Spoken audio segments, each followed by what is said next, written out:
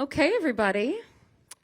Let's welcome our CEO and Commissioner of LIV Golf League, Greg Norman. Let's welcome the captain of Legion 13, Jon Rahm, and the Premier of South Australia. Welcome, guys. So, Premier, we are a year back from last year's Adelaide, where we won World's Best Golf Event. What do we have to do this year to top it? Well, I think punters and people will look after it. The thing about this event last year, there was an awful amount of work that went in from the state government and the LIV team to put all the infrastructure in place, make sure we promote the event as best as possible. But ultimately, it was fans that brought this event to life. It was people. And we always took a calculated risk as a government that Australian golf fans had been starved of high-quality professional golf for decades. I mean, there's a generation of golf fans in this country that had never seen elite golf before. And we took a bit of a hunch that people would respond to the opportunity to see the world's best golfers here in South Australia, and they responded in droves. So what I think will take this event to another level this year is that there are a lot more people here. We've increased the capacity of the facilities here at Grange. A lot more passes have been able to be sold as a result of it. And I think that is going to add a whole other level of atmosphere over the course of the 3 days. Critically, from the state government's perspective, it's on track to meet all the economic metrics that we care so much about, particularly overseas and interstate visitation. And that's given the city a real buzz. And you feel that walking around, and I suspect as we get closer to the event, that will only increase. Jon, you're making your debut here, LIV Golf Adelaide. I know you've heard a lot about it from the other players, and just wondering what your expectations are for this week. My expectations of the tournament or of myself? The tournament. Okay. Well, yeah, it's definitely one of those dates that when the season started, it was highlighted because of how highly everybody spoke of the tournament. Right? There was no negatives. Great city, great golf course, great fans. Emphasize on great fans. And obviously, I think everybody who watches golf, and some people that don't watch golf, have seen the images of the watering hole, which I thought it was a lot shorter. I don't know, it's a lot harder of a hole than I ever pictured, to be honest, to have that many people, right? So you're going to do a stadium, maybe give us a bit shorter of a hole, so the chances of making it are a little bit higher, but it's still a sight to see. That's absolutely incredible. So I'm really excited to be here. I've seen the golf course a little bit, and I can see why everybody was raving about it. If we don't get a lot of wind or any rain, which it doesn't look like it can get really firm and fast and make it a really entertaining event, not only for us but for everybody watching. Greg, you are an Aussie through and through. How much does it mean to you to bring really the best golf event that's ever been to Australia, and you've really spearheaded this initiative?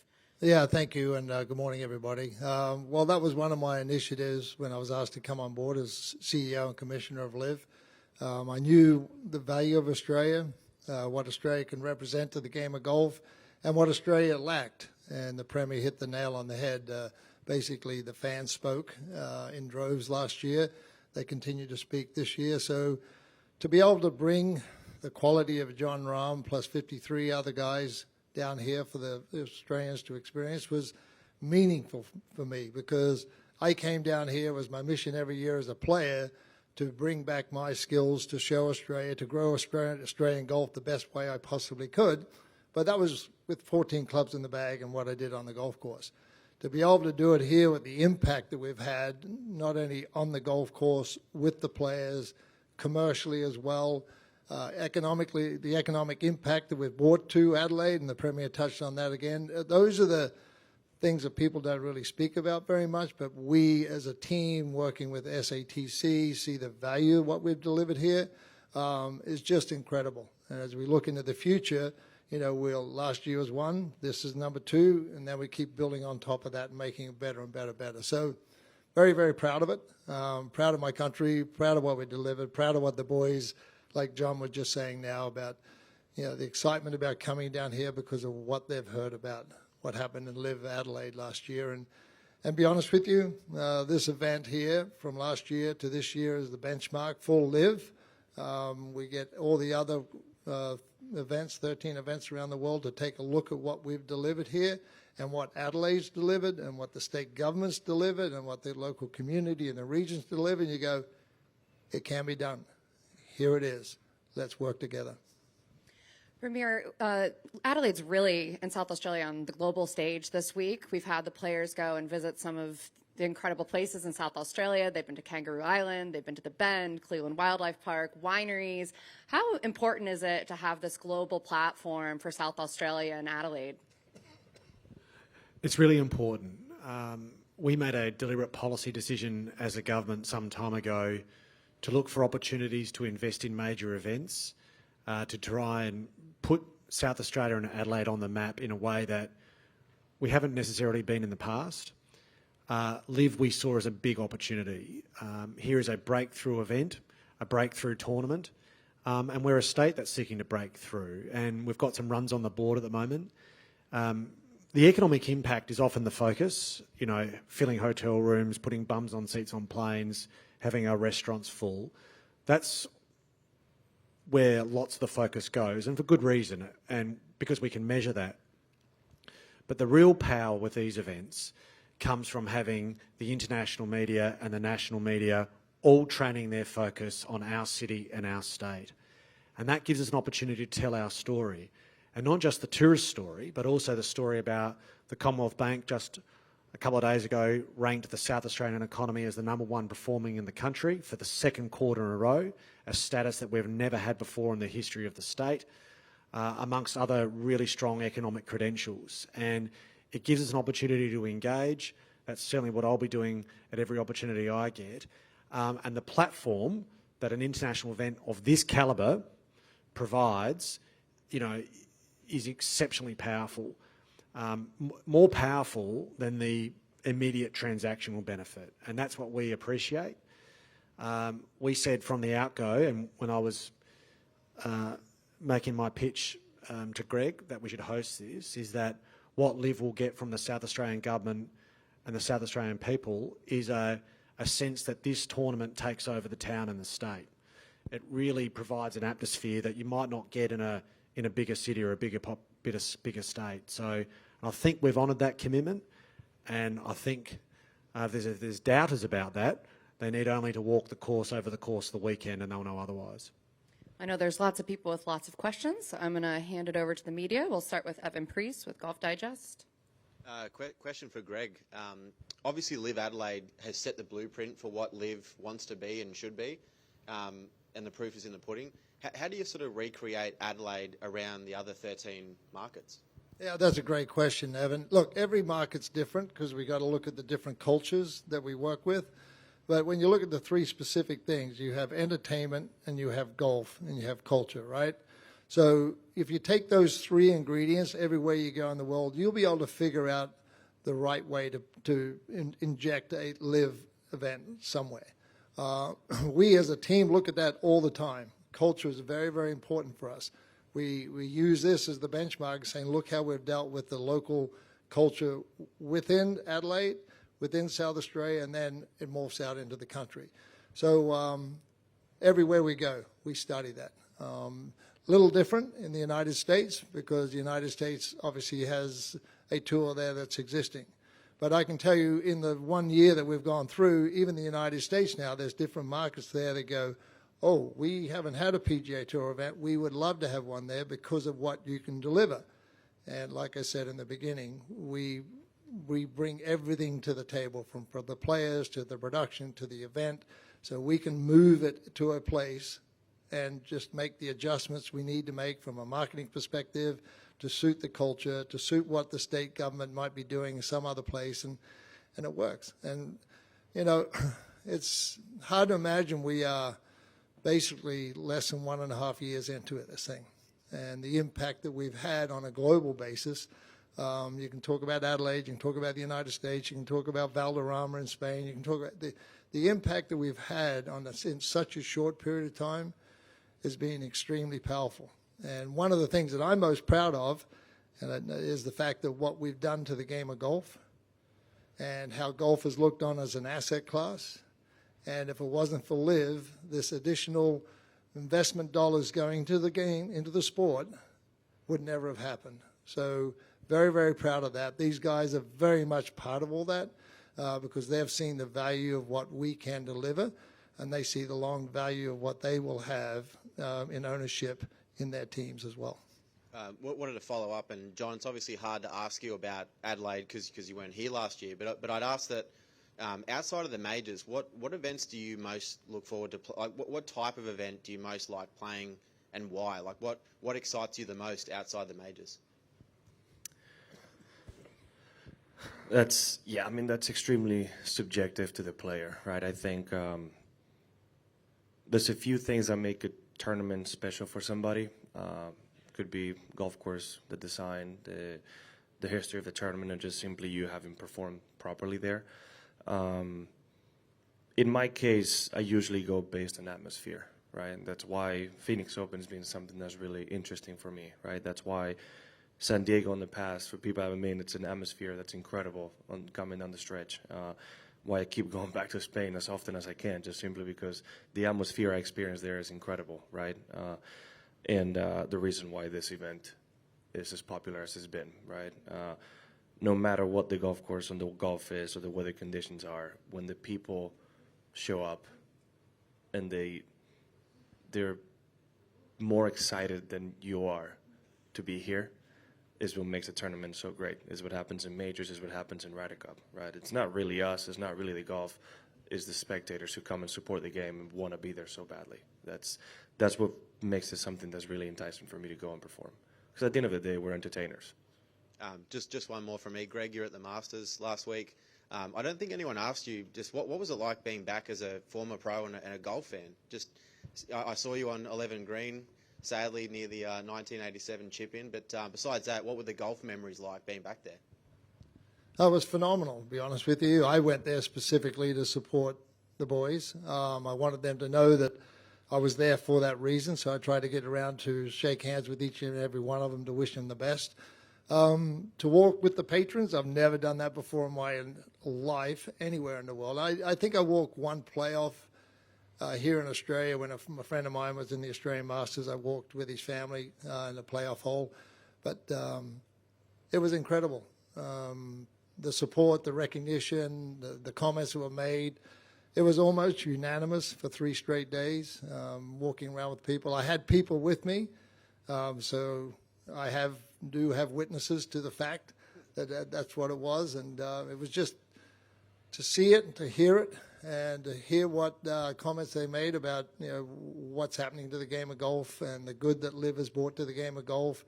It was very, very strong for me. It was a very powerful 3 days. And I must admit, Wednesday when I was going out there, I did leave the house with trepidation because I didn't know what to expect. Because I have a lot of great friends at Augusta National. I've got a lot of history at Augusta National.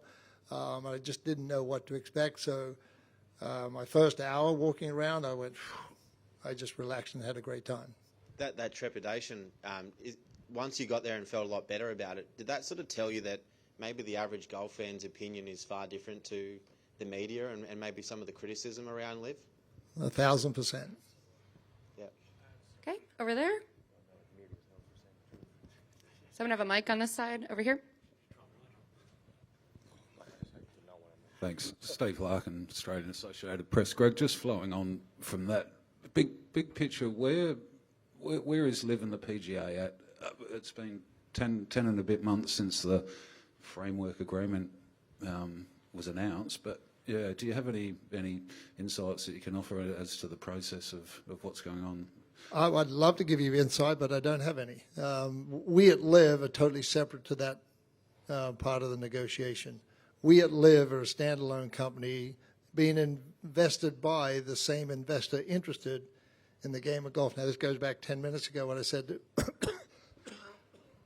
what I said to Evan was investment dollars are flowing into the game of golf for the right reasons, not for the wrong reasons. Our investor wanted to invest into LIV because he loved the opportunity of the franchise model, what he could do with it, and how we could build it out on a global platform. So me specifically, I don't know what's going on over there. I really don't want to know what's going on over there because we are so fixated on growing and developing and building out what LIV is today and doing our schedule for 2025 and going into 2026. Our responsibility is to look after our people, our players, excuse me, and where we want to go. So I don't have an answer. And just a quick one, John. From your experience at the Masters, what is there an impatience among the playing cohort, I guess, to have this resolved in some way? I really don't know. There's a lot of unknowns, I think, on everybody's side, right? And the people that are very smart and are behind this are trying to figure out what's the best for golf. But I haven't spoken to enough players on the PGA Tour to know what their position is, to be honest. So I don't know if it's impatience or just lack of knowledge in general. But I think we all want to see this resolved, right? We all want to see this resolved, and like I've said many times, we have the opportunity to take golf to the next level in the global market, and I think done properly, we can end up with a better product for everybody and putting golf as a bigger product in general, as a worldwide sport. Over there. Hi, John. I'm Matt Cleary from Golf Australia magazine. As a player, what would a perfect schedule look for you if the two parties do come together, you have a merger or framework agreement or whatever? As a player, would it be 14 LIV events, half a dozen PGAs, the majors, Ryder Cup? If you were telling the people making these decisions, what would a perfect one look like to you? I don't know. That hasn't really presented itself yet, right? So I don't know. As in right now, obviously, it's 14 LIV events that I want to play. So that majors, Ryder Cup for sure. And then after that, yeah, there's some PGA Tour events that if it's not conflicting with my LIV schedule, I'll have to go play. I've said it numerous times, and I'll say it again. Palm Springs, Torrey Pines, Phoenix, LA, if allowed to be able to play players, right? Those are events that if I could, I would like to play. So I'm no stranger to playing 23, 24 events a year with, in the past, especially with my PGA Tour schedule and DP World Tour schedule. So, yeah, I mean, I would be up to play, and I'll still try to go play the Spanish Open or whatever event I can in Spain as well. That's just what I want to do. It's again, if given the opportunity, I would try to play as many as I can within the means. Right? I would still want to perform at the right times and perform at the right tournaments. Thanks. Cheers, mate. Okay, over here. Thank you. Rory from ABC News. To you, Greg, do you see the tournament in Adelaide being the only Australian tournament you have on the LIV schedule, not only over the next 2 years, but into the future beyond that?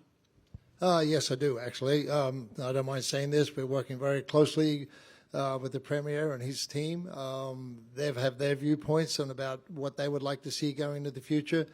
And it's all around about the partnership that we've created. We have created a true partnership. We've touched on a few of those points and the data points that we're pulling out of here. So as we sit here and we negotiate, and every day is really a negotiation, be honest with you, and no matter just what our relationship is like, but everything we do for the event is a negotiator. How do we improve on it? How do we get better? How do we look into the future? How do we invest into the future, not only through VIK, but dollars? And how do we, we're sold out here basically except a few tickets on Friday and maybe a little bit of hospitality. So when you think about where we are today compared to our goals of coming out of the end of last year, we've reached those. So our goal is to make sure we work in a very close collaborative effort into a long-term vision about what we can do here in this country. Has there been interest from other states? Yes, absolutely. There's been interest in other states. But we were in South Australia first. The Premier took it on and the responsibility of taking on LIV right from the outset, not too sure about the result. And now, because he's done that and because South Australia's done that, we've got to look at that into the future as well too. Can I just get the Premier's response to that and your take on the fact that it's here, it's Adelaide, and it's nowhere else in Australia? Does that give you confidence to put even more money into this event if required going into the future? Look, we've got an existing agreement with LIV, which we're very grateful for, which has another couple of tournaments after this one.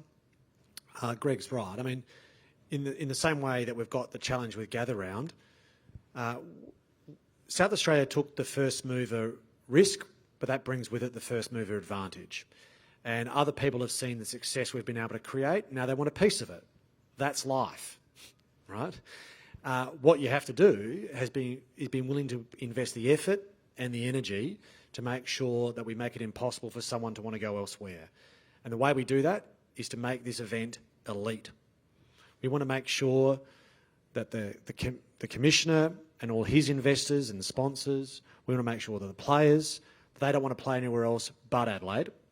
So far, I think we're ticking that box. But most critically, we've got to make sure that the fans' view is heard. And they are speaking with their feet. They're speaking with their hip pockets. And they're choosing to not just go to the event in Adelaide, but travel to Adelaide to experience the event. And if we've got to earn that right. We've got to earn that privilege. And that's what we're committed to. So we don't rest on our laurels. We don't see the event success last year and think, well, that's done and dusted. We're going to continue to evolve. We're going to continue to adapt. And that's where the partnership matters. That's where the state government's got to look at things that we can do and that's not necessarily just putting more money in.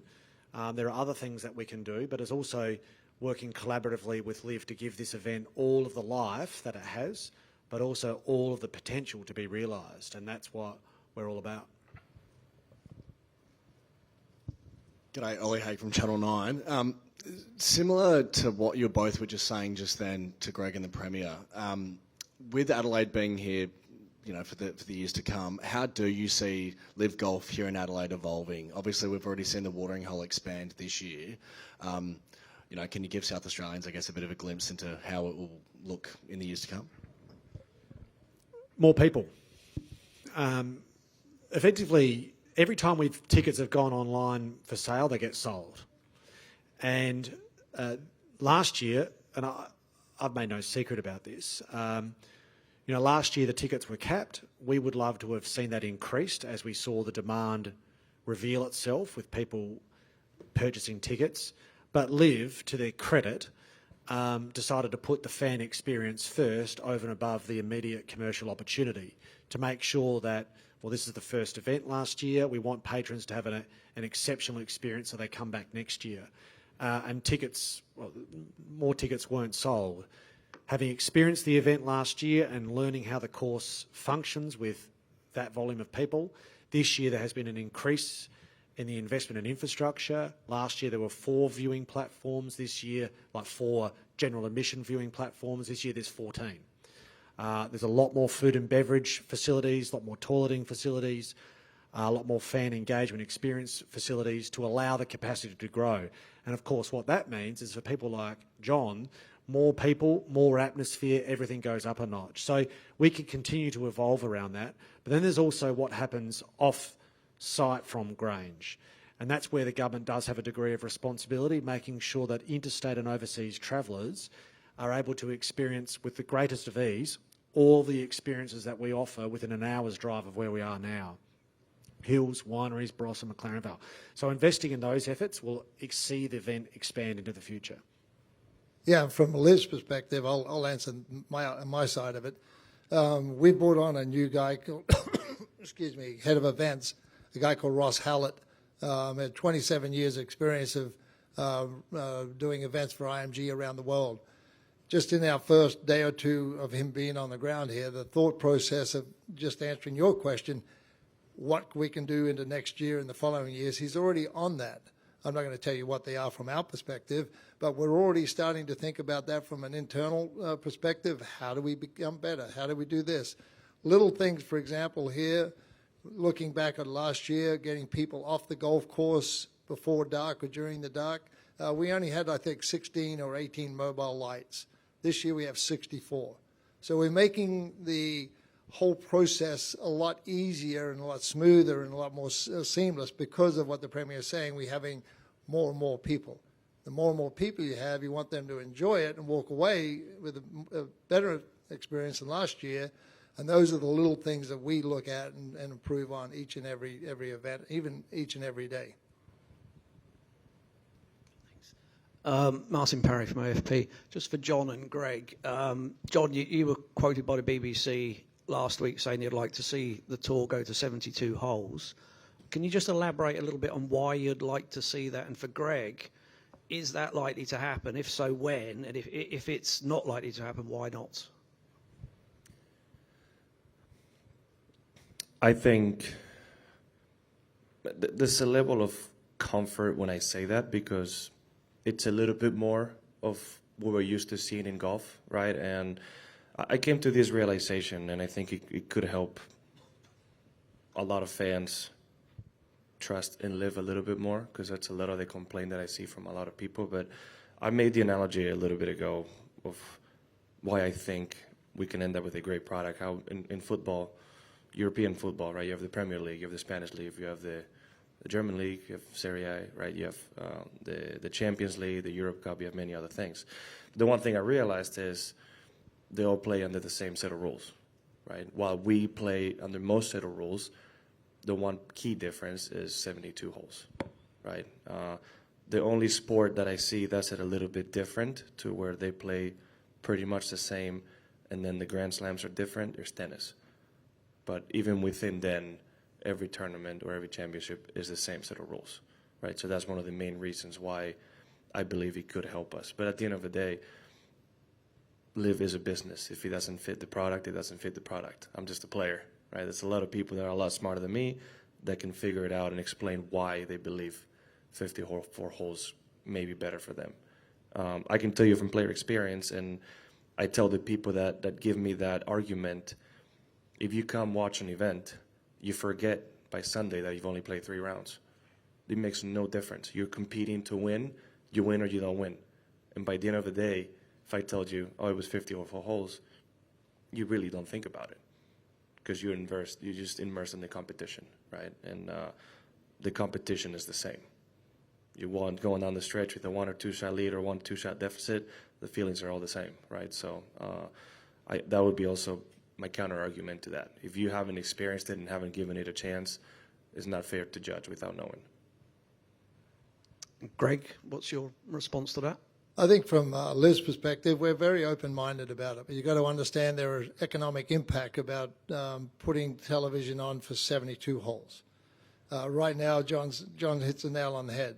When you tee up on Friday, it's a sprint to the end. There's no warm-up time period to get you.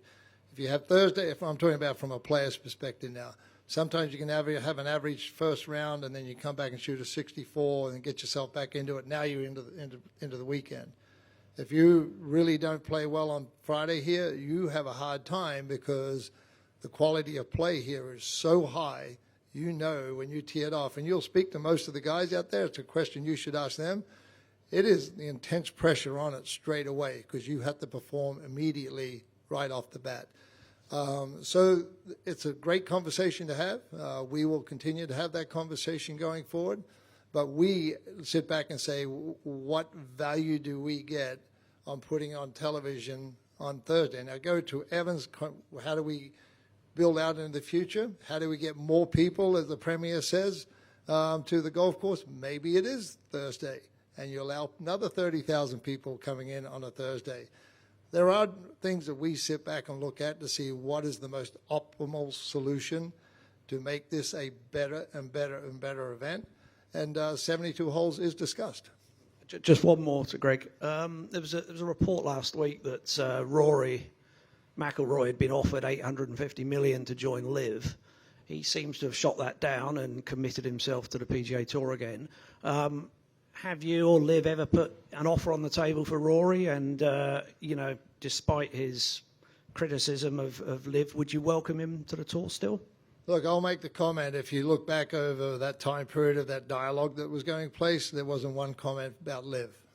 So LIV never put an offer to him. We didn't need to make a comment about this. This is just typical white noise that gets out there in the industry. If Rory was willing to sit down and have a conversation with us, would we be happy to sit down with him?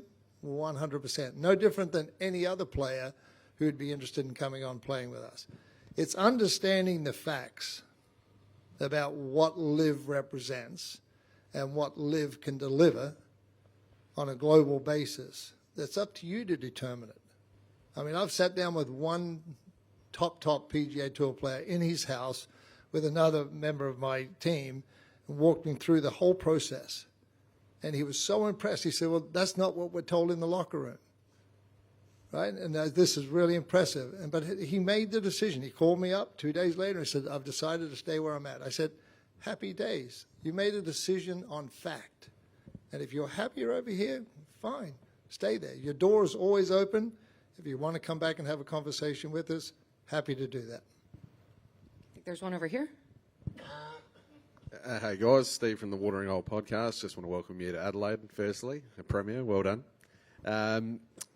Bit of a light-hearted one. This is the most important media outlet in the country right now. You've got it. You've got it. The Ripper GC guys were just up on stage and they talked about how nervous they were as the hometown lads, pretty much to hit the shot on the 12th. Lucas Herbert talked about how nervous he was to pick the right Watering Hole song. John, what are you more nervous for, the Watering Hole song to hype up the crowd to get the ace, or to actually take the first shot on the 12th? So there's a lot of conversation from a lot of people about what song we've picked.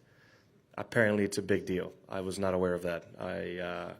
I'm going to have to think about what I want. But yesterday, while I was playing with Terrell Kieran and David Pooch, everybody was talking about, oh, I've picked this song or I've picked that song. I don't know. I'm playing golf. It's not like my mind is that focused on what song I'm going to be playing. But, you know, it does help when you have the positive reinforcement of the song that you like, right? You just go in there with a little bit of a different feeling. Now, in my case, it's a lot easier to pick the right song to hit a drive as hard as you can. Like I said earlier, it's a much smaller green than I thought. So you probably don't want to go, let's say, too high on your heart rate, right? Trying to hit a distance control shot with an 8 or 9 iron in a most likely windy scenario. So you're going to have to find that balance, but definitely more nervous about the shot than the song. I think if you just pick anything upbeat, I think the crowd's going to like it no matter what. Beautiful. And Greg, I got to know, what would your song be on the Watering Hole if you had to walk out and hype up the Aussie fans? You probably are all too young for this, but AC/DC, it's a long way to the top. Very nice. That would be mine. Premier, Greg mentioned before that there's constant negotiations every day with this tournament. How soon would you like to have an agreement in place that extends this tournament beyond the 2 years that currently exists? Yeah, that's a good question. We've got an agreement that's in place, and it's going to be in place for the foreseeable future, for another couple of years yet. Are we open-minded to extending that agreement, reshaping that agreement? Absolutely, but of course we'll only be doing that if we believe it's consistent with the best interests of the state, and that's ultimately what's got to inform our judgments, as of course it's got to inform LIV's judgments about what's in the best interests of golf and LIV more broadly. So, but we're certainly open-minded. We're certainly keen to engage because we think that this event is rapidly becoming part of, the economic story of the state, or gives us a powerful platform, as I mentioned earlier. So we're pretty open-minded about it. Great. Well, thank you guys so much for the time this morning, and we are so excited for this week. Thank you for hosting us, Premier, and looking forward to your performance on course, John. Thank you, very much, everyone. everybody. Thanks.